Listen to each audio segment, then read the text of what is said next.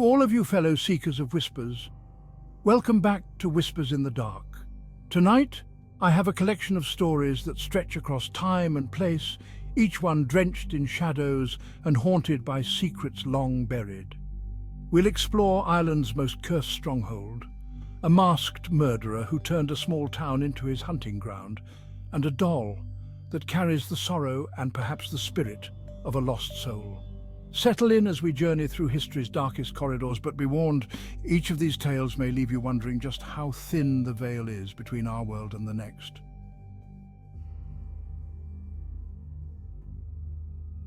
Leap Castle, Ireland's most haunted fortress. Leap Castle, rising from the misty countryside of County Offaly, Ireland, stands as a testament to bloodshed and betrayal. Built in the 13th century, this stone fortress has witnessed unimaginable horrors. Its halls are steeped in the brutal history of the O'Carroll family, a clan known for their ruthless ambition and violent feuds. Leap Castle has not only been a battleground, but also a place of dark rituals, betrayals and death.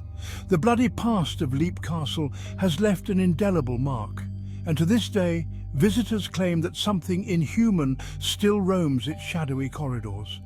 One of the most infamous chapters in Leap Castle's story took place in the Bloody Chapel. Here, a brutal fratricide unfolded, staining the castle's stones forever. Two brothers, both vying for control, became locked in a bitter feud.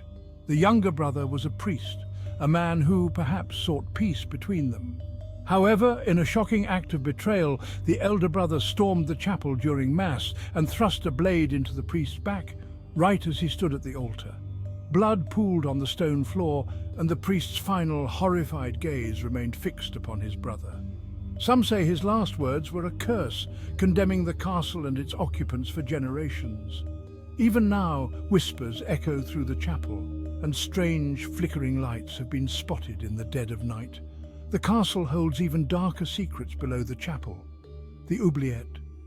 Hidden behind a wall, this dungeon was a pit of horror, designed with a floor of sharpened spikes. The O'Carrolls would throw prisoners into the oubliette, condemning them to an agonizing death. When the pit was discovered centuries later during renovations, workers were horrified to find it filled with bones, a gruesome testament to the hundreds who met their fate there. It took 3 full carts to carry out the remains, yet even after they were removed, the spirits seemed to linger.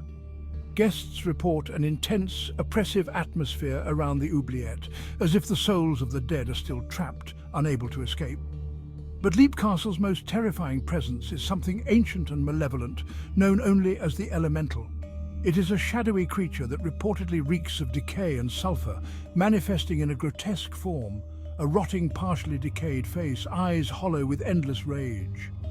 Some believe the O'Carrolls, in their pursuit of dark power, may have summoned this creature centuries ago, binding it to the castle.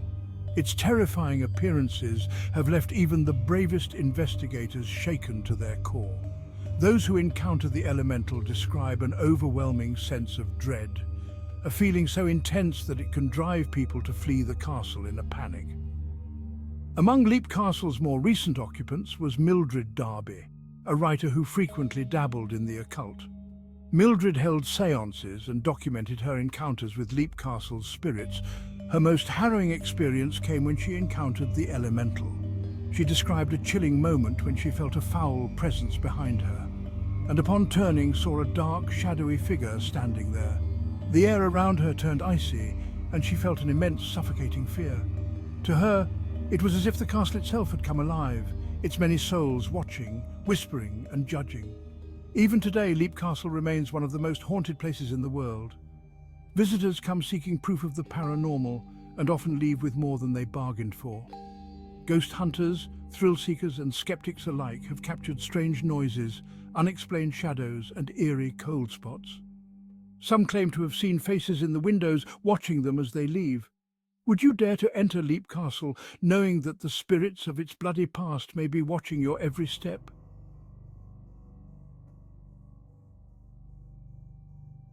The Texarkana Moonlight Murders. The town of Texarkana, split between Texas and Arkansas, became the site of terror during the spring of 1946. Known as the Texarkana Moonlight Murders, These brutal attacks would forever scar this quiet community and give rise to an urban legend that persists to this day.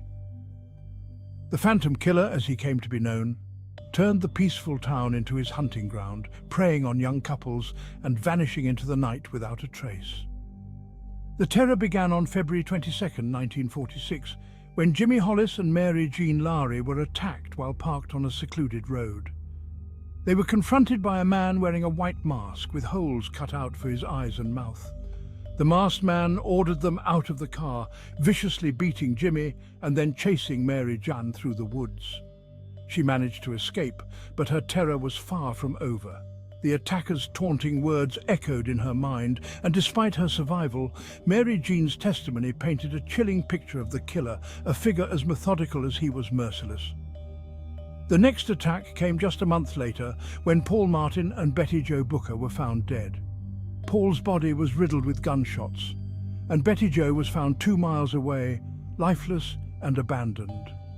The brutality of these murders shocked Texarkana, shattering the town's sense of security.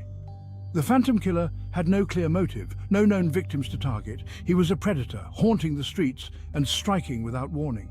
The sense of dread in Texarkana grew palpable. Residents began locking their doors, fearing the masked figure who prowled their streets.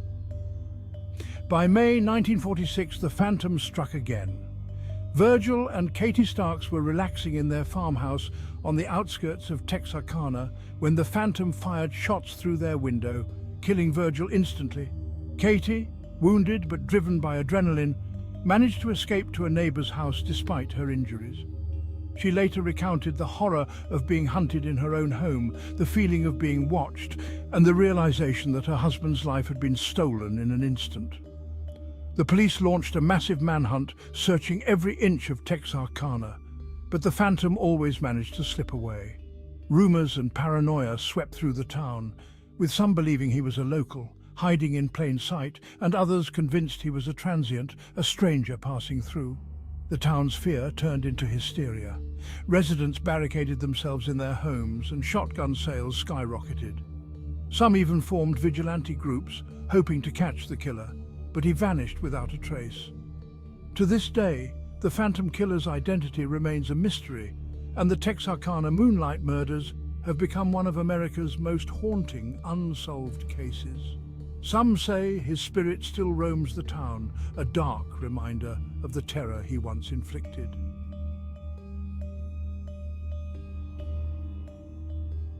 In the 1970s, Kerry Walton made a trip back to his childhood town of Wagga Wagga, Australia, for his grandmother's funeral. Drawn to an abandoned house he remembered from childhood nightmares, Kerry decided to confront his fear and explore it. Under the floorboards, he found a doll unlike any he'd ever seen. Its glass eyes seemed to follow him, and its expression held a sadness so profound that he felt compelled to take it home. He named it Letta Me Out, sensing that the doll wanted to be freed, yet he had no idea of the terror he was about to invite into his life. Upon bringing Letta home, strange occurrences began almost immediately. Doors would open and close by themselves, objects would move, and inexplicable cold spots would appear around the house. Kerry's children were terrified of Letta, claiming they saw it move on its own, even shift expressions as if it were alive. The family dog refused to go near it, barking and growling whenever Letta was nearby. Kerry was disturbed but decided to consult a medium, hoping for answers. The medium revealed that Letta was inhabited by the spirit of a child who had suffered greatly, possibly drowning in a tragic accident. She explained that Letta was not just a doll, it was a vessel holding the spirit's pain, sorrow and anger. The medium warned Kerry that Letta's spirit was bound to the doll, eternally seeking peace, but also filled with a profound sadness. The medium believed the doll was over 200 years old, crafted in Eastern Europe, where dolls were often used as vessels for spirits of the deceased. Kerry kept Letta, but the disturbances continued. Friends and visitors reported feeling nauseated or anxious near the doll. Some claimed to see its eyes follow them, while others said it had shifted positions when no one was looking. Paranormal investigators who studied Letta reported high levels of electromagnetic activity, and even skeptics admitted to feeling uneasy around the doll. Letta became an infamous relic in Australia, drawing the attention of paranormal enthusiasts who believed that the doll was indeed cursed or possessed. Years have passed, and Kerry still keeps Letta in his home. He has grown used to the doll's eerie presence, but he never ignores its power. He keeps it in a case, covered when not on display, hoping to appease the spirit within. Letta remains with Kerry, a constant reminder of the unknown forces that may dwell in seemingly innocent objects, and of a child's spirit that might never find peace.